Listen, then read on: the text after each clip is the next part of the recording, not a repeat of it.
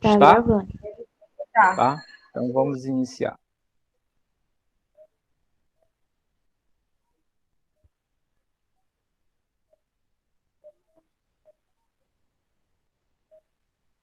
Só retornar a apresentação.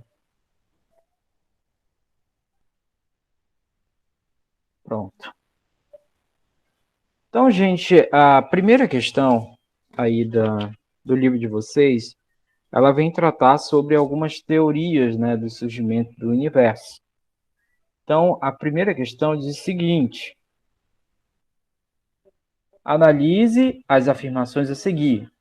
Só há uma forma de surgimento do universo, não havendo contestação de sua origem, porque acaba sendo muito evidente. Só há uma forma de surgimento do universo. O que vocês acham, sim ou não? Não.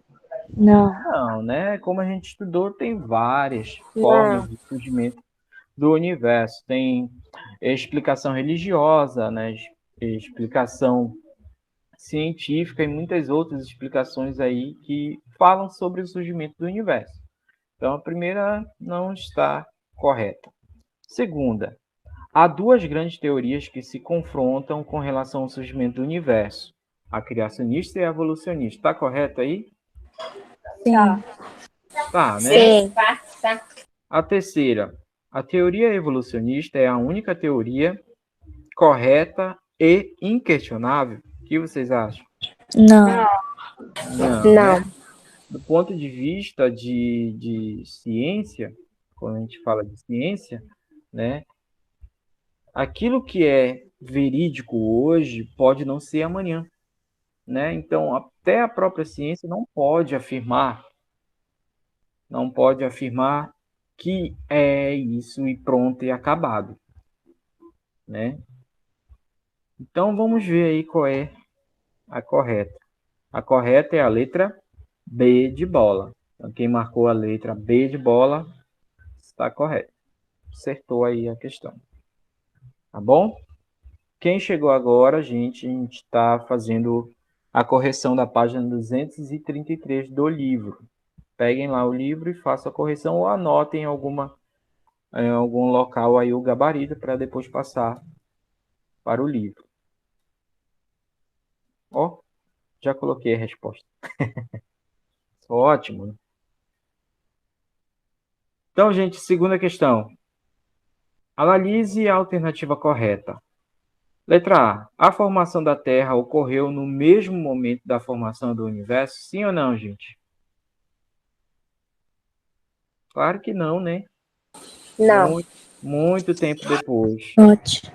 A Via Láctea é a única formação de galáxia dentro do universo? Não. Não, tem muitas outras. O Sol é a única estrela dentro do nosso sistema solar? O que vocês acham? Sim, dentro do acho que nosso sim. sistema. Sim, né? Sim. Então a C está correta. B. O Big Bang é a explicação para a formação do universo da teoria criacionista? Não. Não, é teoria evolucionista. A Terra é o planeta mais próximo do Sol? Não. Qual é o planeta mais próximo do Sol? Mercúrio. Mercúrio. Mercúrio, muito bem. Então, correta aí a letra C, de cachorro. Terceira questão. Qual cientista denominou o acúmulo de toda a matéria chamada átomo primordial? Foi Albert Einstein, Isaac Newton, George Lemaitre, Michael Faraday ou Galileu Galilei? Vocês lembram dessa teoria que eu falei para vocês? Oh, já até dei a resposta aqui. É a letra C, né? George Lemaitre. Foi ele que falou que toda a matéria estava condensada em um ponto muito pequeno, ultra denso, que teria explodido e dado origem a tudo. A esse ponto bem pequeno e ultra denso, ele chamou de átomo primordial. Foi o George Lemaitre e o Gammon também, colega dele. Acertaram Professor, essa aí? professor, Oi, pode falar. qual Sim. é a resposta da 2 mesmo? A da 2? Deixa eu É. voltar aqui. É a C, Ah, obrigado. tá ok? Quem é que tá falando aí? É o Felipe? Oi, sou É eu, sou eu. Felipe. Sou Ah, eu. tá. Tá ok. Terceira, letra C. A quarta, bem simples, essa quarta aí também. Estava nos slides da nossa aula anterior. Qual cientista propôs a ideia de que o universo está em expansão? Quem foi? Letra A, B, C ou D? Oi. C. C, né? A gente viu na aula anterior, lá no Blue Shift e Red Shift, lembram disso? Através do Blue Shift e Red Shift, ou seja, a observação de galáxias distantes através de telescópios superpotentes, dava para verificar se a luz emitida por elas estava se afastando ou se aproximando. Quem foi que identificou isso? Foi Hubble. Tá? Inclusive, existe um satélite orbitando aí o nosso espaço que tem o nome dele, satélite Hubble, letra C. E a última, porque os cosmólogos acreditam que o universo está expandindo. Letra A, porque C, é muito... Qual é? C, Letra E? C, Alguém? Ah, não entendi. é a C. A C, porque a temperatura do universo está cada vez mais fria. Alguém mais vai nascer ou discorda? Discorda aí do colega. Eu coloquei a letra B. Não sei. Eu também coloquei a B. A B, porque a luz das galáxias distantes está deslocada para o vermelho. Bora ver, né? Se eu errar, eu tomo banho. Meu Deus. Ah, vai tomar banho. É a Letra letra B. Olha aí. Assim, é o seguinte. Mas também a letra C não tá tão errada assim. Ela tá certa, mas não tá completa. Isso. Olha, por que a letra B? Assim, o universo está se expandindo. Se ele está se expandindo, as galáxias estão se afastando uma das outras. Pelo conceito anterior, da questão anterior lá do Hubble, né, o Blue Shift e Red Shift, é mais fácil a gente identificar isso por meio de quê? Por meio da visualização da luz emitida por essas galáxias. Então, se está se afastando, a tendência é ir para o redshift, ou seja, o deslocamento para o vermelho. Mas por que a letra C não poderia ser a letra C, né?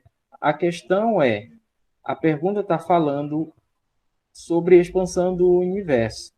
Tá certo que o universo está se resfriando, né? Mas a questão, ela não está pedindo praticamente isso, ela está pedindo motivo não, uma consequência plausível que a gente pode identificar através de um instrumento, por exemplo, um telescópio, dá para a gente verificar. A temperatura do universo não dá para a gente identificar. Eu acredito que foi essa justificativa aí do. Eu peguei a resposta do livro, mas essa é a justificativa também que eu tenho para dar aí para vocês. Porque, por mim, tanto a B quanto a C estaria correta, né? Mas eu acredito que seja isso. Deu para entender? Sim. Olha, Sim. eu vou fechar essa apresentação aqui. Tem a questão número 6, né? Sim. Só que questão número 6 eu não coloquei no slide, mas eu vou compartilhar aqui com vocês. Só virar a câmera aqui. Vocês estão vendo aqui a questão número 6? Sim, sim. Sim, né? Está Sim. dizendo o seguinte: qual a ideia do modelo de Copérnico? Isso a gente viu, caiu até na prova, né?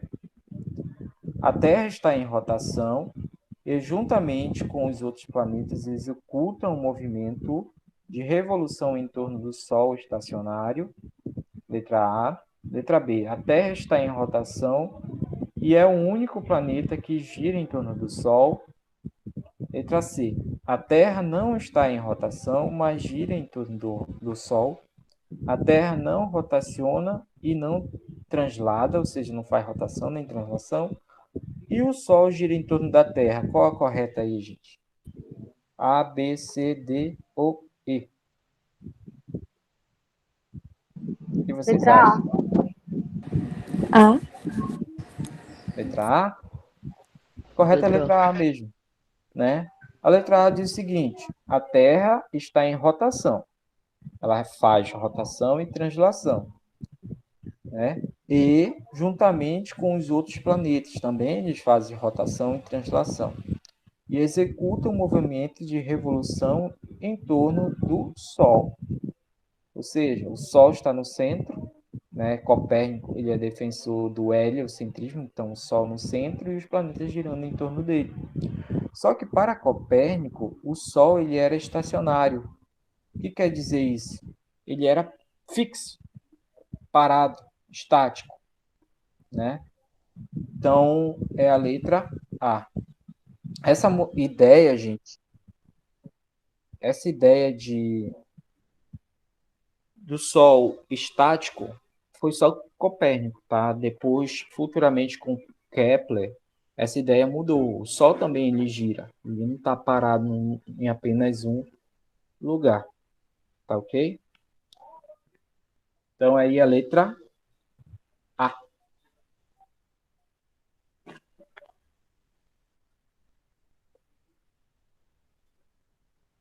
Não cai celular, não cai. Então vamos lá. Vou compartilhar uma outra apresentação aqui com vocês.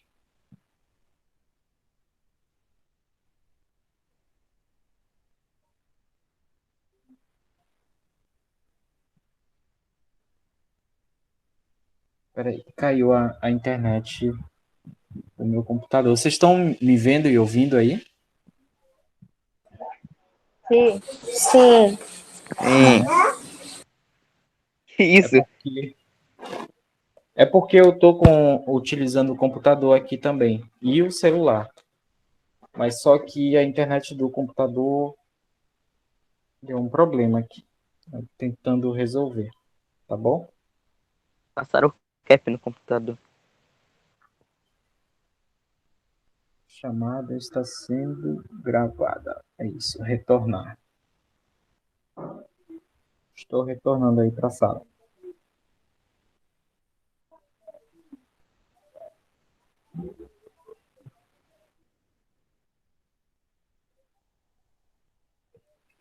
Vejam aí, gente, se está aparecendo uma tela para vocês, uma apresentação chamada Gravitação Universal. Pra mim tá aparecendo. Sim.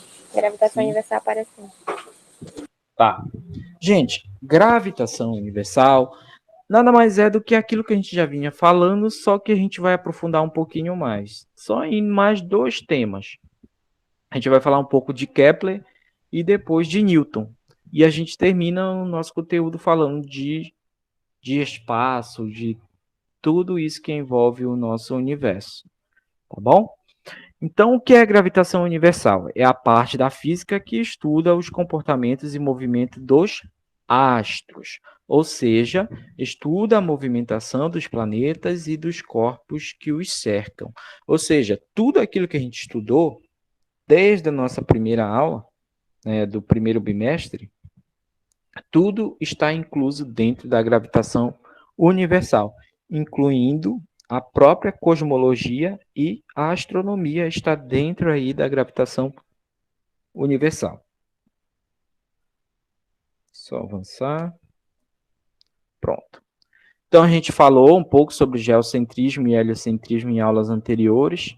Geocentrismo, vocês sabem, né, que é a Terra no centro do universo, e heliocentrismo é o Sol no centro do universo, com seus principais defensores, tanto do geocentrismo como o heliocentrismo, vocês podem ver aí na imagem, com o principal representante do heliocentrismo, Nicolau Copérnico, e Galileu Galilei. Mas na aula de hoje, a gente vai falar um pouco sobre, esse é o modelo geocêntrico, a Terra no centro, e esse é o modelo heliocêntrico com o Sol no centro. Na aula de hoje, a gente vai falar um pouco sobre esse outro modelo aqui, que inclui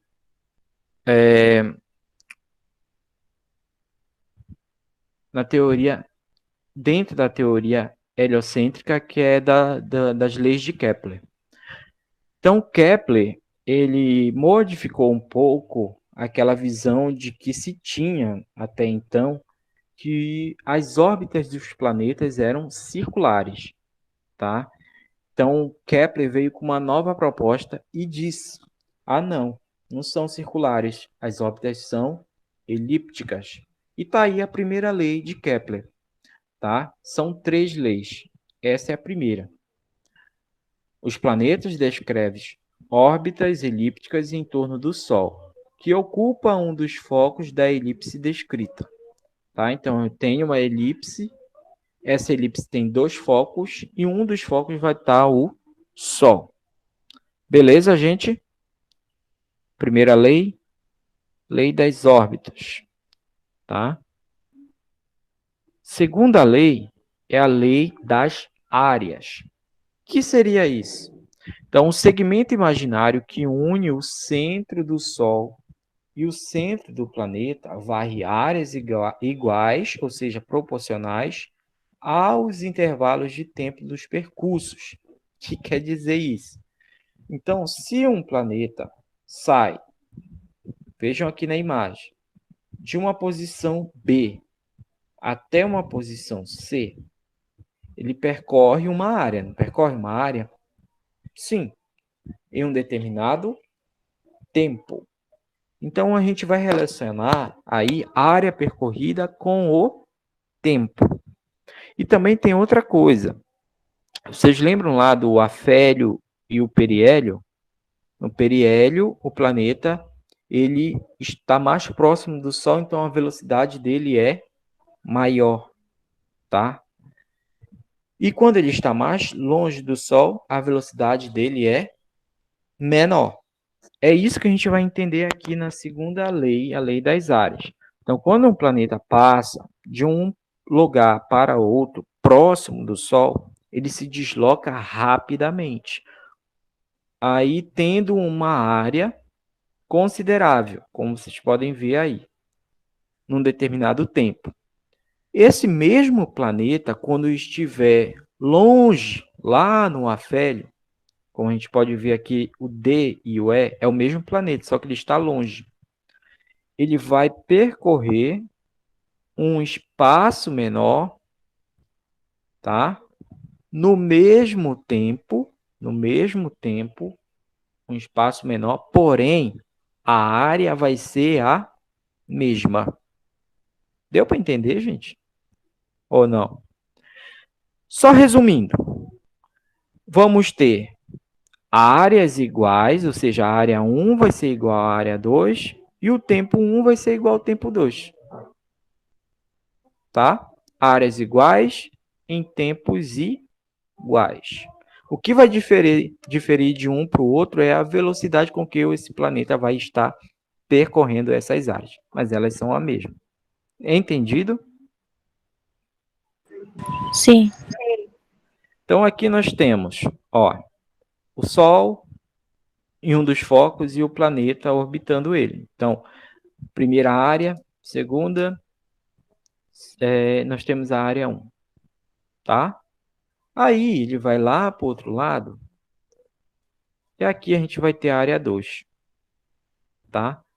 É claro que essa imagem não está realística, mas aparentemente é a mesma coisa, área 1 e área 2. Tá? Então, aqui é o afélio, como falei para vocês anteriormente, que é o ponto mais distante em relação ao Sol, e o periélio, que é o ponto mais próximo. Caiu até na prova uma questão assim. Tá? E por último, a terceira lei. A terceira lei de Kepler. A terceira lei de Kepler fala o seguinte: o ponto mais próximo do Sol chama-se periélio e o mais afastado afélio. Isso você já sabe, né? Nesses pontos, periélio e afélio, isso vai interferir na velocidade desses planetas e na movimentação deles. Mas isso também vai interferir aqui na terceira lei, que é a lei dos períodos. Então, o que seria a lei dos períodos? Depois a gente volta na imagem. A gente vai primeiro ler o conceito. A lei dos períodos é o cubo da distância média do planeta ao Sol, ou seja, o planeta está aqui, ó, o planeta está aqui, o Sol está aqui. Vai ter uma distância que separa esses dois astros, né? Então, essa distância eu vou chamar de raio, tá ok? O raio é o quê? É a distância que separa o Sol de um planeta. Tudo certo? E essa distância, que eu chamo de raio, ela vai ser multiplicada 3 vezes, ou seja, elevado ao cubo. É isso que está dizendo aqui, ó.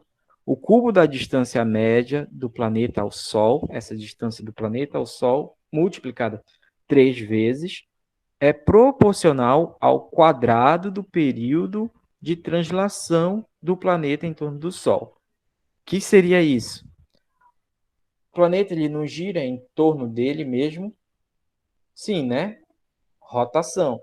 Só que ele gira em torno do Sol. Translação. Esse movimento de translação é o que eu chamo desse período que ele está falando aqui, ó. O quadrado do período de translação. Então, por exemplo, na Terra, quanto tempo leva para dar uma volta completa em torno do Sol? Quanto tempo?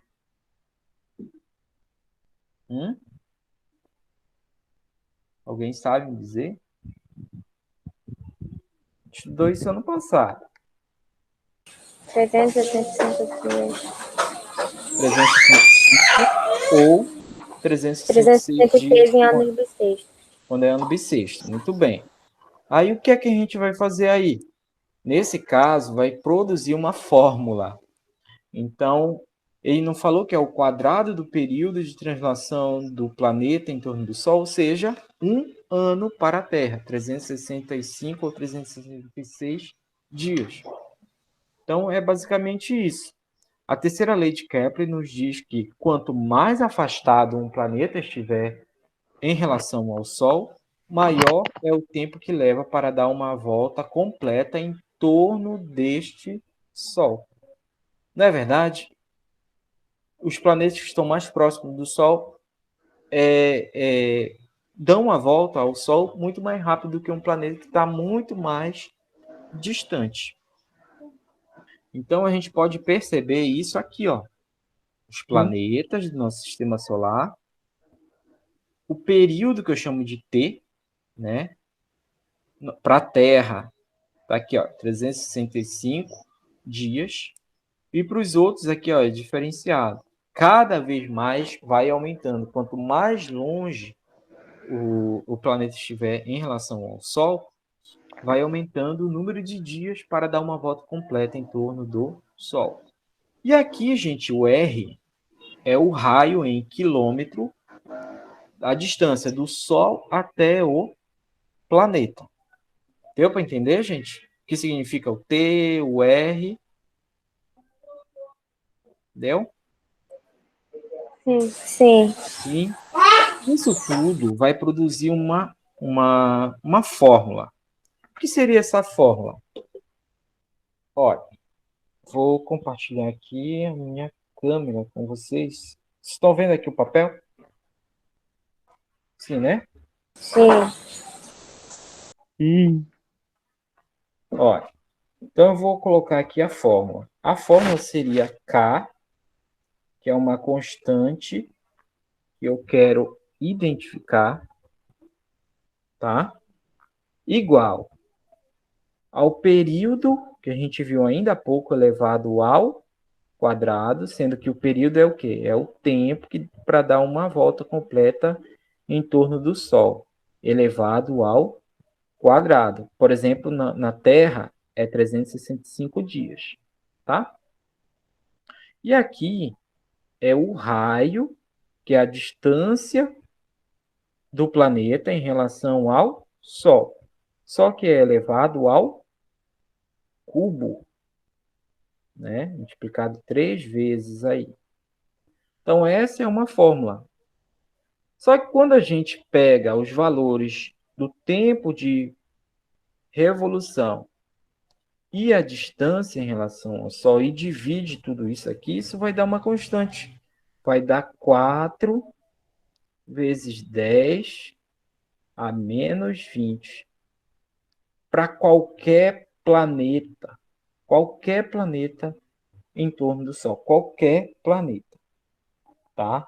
Apesar de que os planetas terem dias diferentes, né? Raios diferentes, quando multiplica os dias pelo raio em qualquer um desses, em relação a essa fórmula aqui, se tem este valor, tá? Deu para entender, gente? Mas por que, professor? Tem o mesmo valor? Porque é uma constante. O que seria uma constante? É algo que sempre se repete, tá? Sempre vai se repetir. Se eu pegar esse e dividir por esse dentro dessa fórmula aqui, ó, sempre vai dar 4 vezes 10 a menos 20. Sempre. Se eu fizer para qualquer planeta. Ou Qualquer seja, um, né? isso. Por quê? Porque sempre vai recair num cálculo constante que todos vão estar alinhados à mesma forma elíptica, tá? Isso comprova que Kepler estava correto quando ele falou que não era as órbitas circulares, e sim elas eram elípticas, tá? E isso colabora também com a segunda lei dele, percorre áreas iguais em tempos iguais. E isso é constante também porque todos os anos a gente tem, por exemplo, maré de Cizígia, que a gente viu ano passado. Vocês lembram que a gente falou sobre maré de Cizígia, que é quando a Terra, a Lua e o Sol estão mais próximos um dos outros, que acontecem alguns fenômenos aqui na Terra. Ora a gente vai ter uma maré mais alta, ora a gente vai ter uma maré mais baixa, mas só que aqui a gente percebe isso geralmente no mês de março ou abril. Vocês já perceberam isso? Que geralmente mês de março, mês de abril, as águas crescem bastante e tem período que seca muito, tanto é que secou lá no canal de Suez, né? E o navio não teve como sair. Foi justamente por conta disso, porque os planetas estão em movimento constante e harmônico, juntamente com o Sol. Então, todos esses fenômenos se repetem constantemente, anualmente, ou de 10 em 10 anos, ou de 100 em 100 anos, ou de 1000 em 1000 anos, mas sempre vão se repetir, porque eles permanecem de uma forma constante. Deu para entender agora? Sim. Sim. Olha, estão vendo esse bebezinho lá atrás? É eu, ó. É o quê? Esse bebezinho aqui. Ah, tá.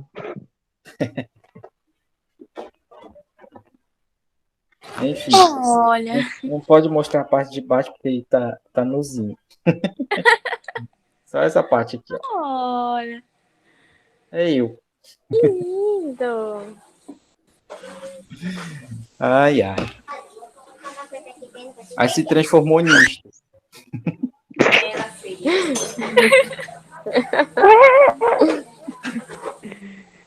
Olha aí, gente.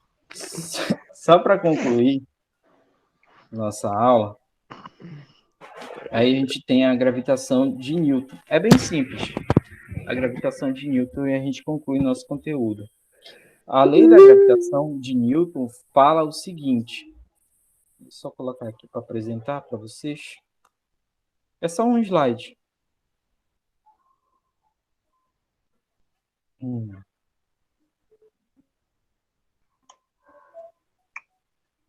Vocês estão vendo aí? Sim. Estamos. Tá? Sim. Olha, então o que é que fala a gravitação de Newton? É bem simples. Nós temos uma fórmula.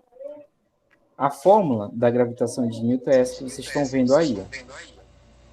Então, a força gravitacional é dada por uma constante, a constante G. Tá? Essa constante G é um valor, deixa eu ver se eu coloquei aqui no outro slide, é esse bem aqui, olha, 6,67 vezes 10 a menos 11.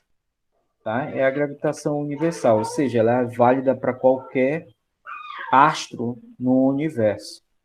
Mas isso não vem ao caso. O que é importante a gente frisar é aqui. Ó. Por exemplo, nós temos a Terra e a Lua. A Terra aqui, acho que é um azul isso. Não, não é azul, não. Um azaru. Um lilás. Então, nós temos aqui a Terra e em verde a Lua, por exemplo. São dois astros. Eles estão afastados um do outro, por uma certa distância. Então, estão vendo aqui esse D? Esse D aqui é de distância. Só que, ao mesmo tempo que eles estão afastados, eles estão se atraindo mutuamente um ao outro. Então, eu vou colocar F aqui, que é a força da Terra, e outro F, que é a força da Lua. E aí eu vou ter também o M1 e o M2, ou seja, a massa da Terra e a massa da Lua. Juntando tudo isso, eu posso ter uma fórmula. Então, eu vou ter a massa 1, ou seja, a massa da Terra, vezes a massa da Lua, dividido pela distância que separa eles dois elevado ao quadrado. É isso. Essa é a fórmula da... Opa! Mentira. Deu para entender, gente? Deu. Deu um probleminha aqui, mas enfim. Não deu pra entender assim, tio. Deixa eu ver se reaparece aqui, só para finalizar. Então aí, gente, vocês podem ver, né, a fórmula completa. Essa fórmula a gente não vai estudar ela profundamente, né? A gente não vai fazer cálculos matemáticos propriamente dito. A gente só vai estudar a parte conceitual dela, tá? Conceitualmente, o que é que a gente pode perceber aí? Que tem dois corpos muito grandes que estão se atraindo mutuamente, né? Então, a gente tem aqui, olha, matéria atrai matéria com uma força diretamente proporcional. Não dá para me ler muito bem, que está muito pequeno. Deixa eu dar um zoom aqui. Então, matéria atrai matéria com uma força diretamente proporcional ao produto de suas massas. Quando eu falo produto, é multiplicação. E inversamente proporcional ao quadrado da distância. Tá? Basicamente é você multiplicar as massas dos dois corpos e dividir pela distância que separa eles elevado ao quadrado. É essa parte conceitual que eu quero que vocês entendam, porque vai cair na prova de vocês e também na atividade. Tá ok?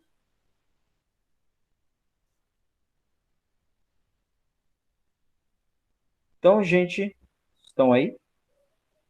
Sim. Sim. Então, encerramos a nossa aula de hoje. É um conteúdo bem simples, bem rápido também, sem muita complicação.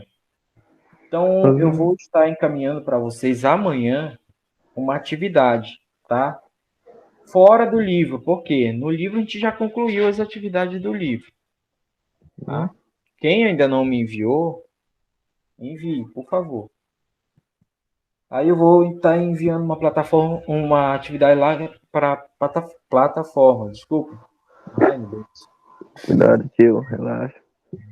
Então, lá na plataforma, amanhã estará uma atividade para vocês estarem fazendo, tá ok? Durante essa semana, para entregar na próxima semana. No Uhum. mais, gente, é só. Alguma dúvida? Não, tio. Não? O Então, que? no Só mais, é vamos só só. estudar sobre esse assunto aí, tio. Oi? A gente não vai fazer esses cálculos nadinha. Só vamos só estudar mesmo. Não, não, não. Vocês vão fazer no ensino médio. Ano que vem vocês vão fazer. Tudo certo. Ai, meu Deus, tio. É, Uhum. Meu pai. tanto esse quanto. Vocês lembram lá que eu falei da segunda e da terceira lei de Kepler, Sim. que levam fórmulas? Uhum. Pois é, Sim. Sim. vocês vão desenvolver essas fórmulas ano que vem. Meu pai. O que cabe a nós agora é somente a parte conceitual. Mas se vocês quiserem fazer algumas questões, a gente pode fazer na próxima aula, já para preparar vocês para ano que vem. Ok, Sim, se quiser, sim. mano. Sim, pode ser? Vou Sim, escolher pode. algumas. Pode sim, tio.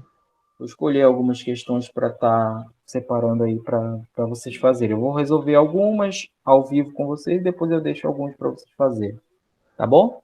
Para vocês chegarem craque lá no Tá. ensino médio. Outra coisa. Como a gente já fechou o livro, o conteúdo do livro, eu vou passar um conteúdo extra para vocês, que trata de cinemática, Meu tá? pai. Justamente porque bimestre que vem, terceiro bimestre, vocês vão Hum. o conteúdo vai tratar de forças e vai levar cálculo. E Meu bastante pai. cálculo, tá? Aí eu vou fazer essa parte introdutória de cinemática, que é justamente para a gente poder adentrar em forças no próximo bimestre, tá?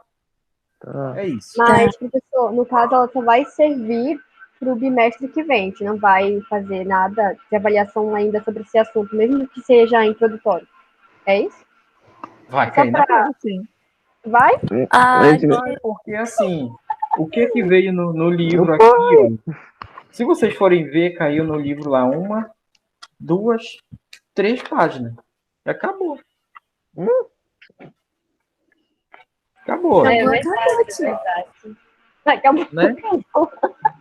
Mas é importante, né? Eu Também. fiquei até surpreso aí, mas enfim, é isso. Aí o que é que eu vou fazer? Eu vou pegar um conteúdo complementar que vocês têm que ter também esse conteúdo. Eu não vou estar passando só porque eu quero, não. É porque vocês têm que saber, justamente para poder entender o próximo conteúdo do próximo bimestre, que vocês têm no livro. Eu estava vendo aqui que o próximo conteúdo é forças. Vocês vão falar sobre forças.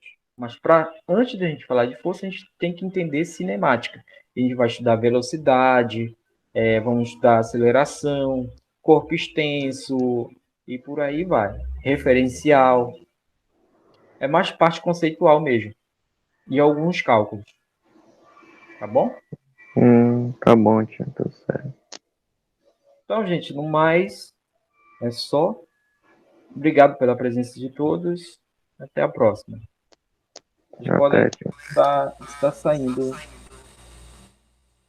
à medida que vocês quiserem. Só terminar de gravar Tchau. aqui agora e pronto. Tchau. Tchau, tio. Bom almoço. Tchau. Bom almoço. Bom almoço. Bom almoço pra Vocês vocês. também. Tchau, tchau. Tchau. Fudeu. Bom almoço.